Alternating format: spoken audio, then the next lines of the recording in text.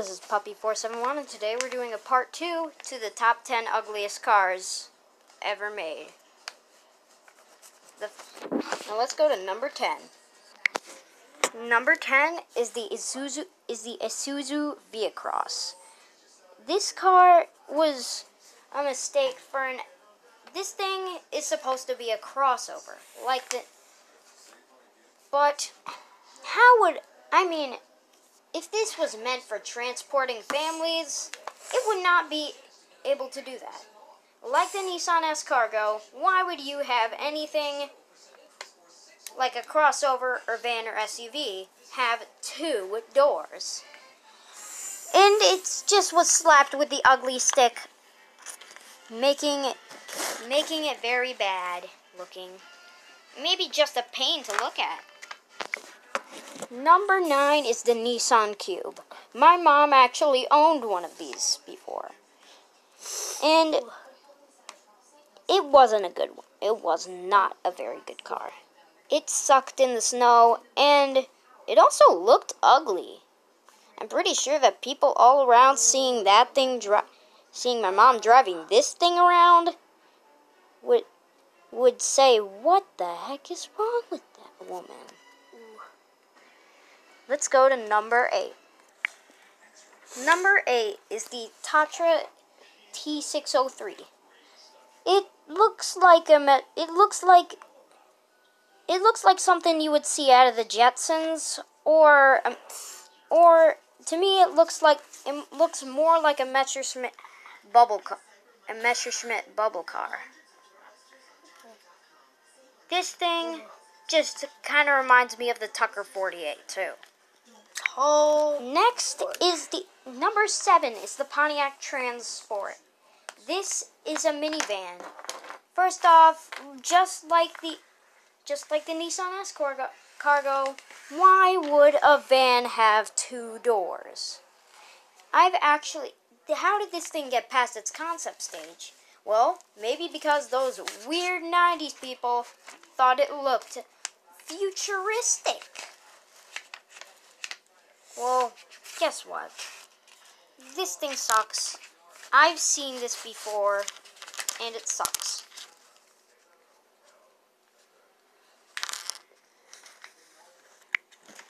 Number 6 is the Ford Edsel. This car it showed you that Ford in the 50s, they didn't really care if it looked ugly. They thought, well, this is going to sell. But it was a dangerous car, I think. And it was a failure. It's also ugly because of its grille. You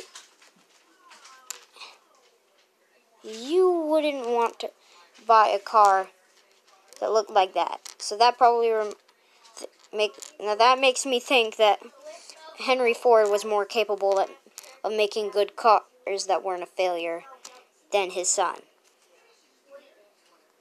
Now, yes, the car of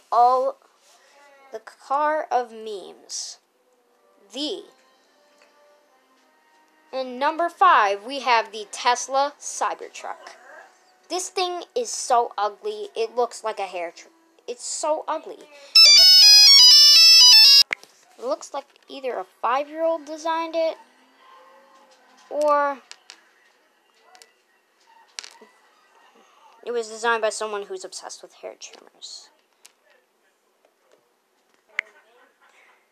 Number 4 is the Toyota Mirai. Now this says it looks stunning. Well, wait up, this is the wrong picture of the Mirai. Now this is the Toyota Mirai. This thing looks like the Prius's wider and weirder cousin. Number 3 is the 1974 to 1977 AMC Matador Coupe. Now, this thing looks This thing has many design cues from the Gremlin and Pacer. Well, even though the Gremlin was probably older and the Pacer didn't even come out until 1 year later. After this car. Well,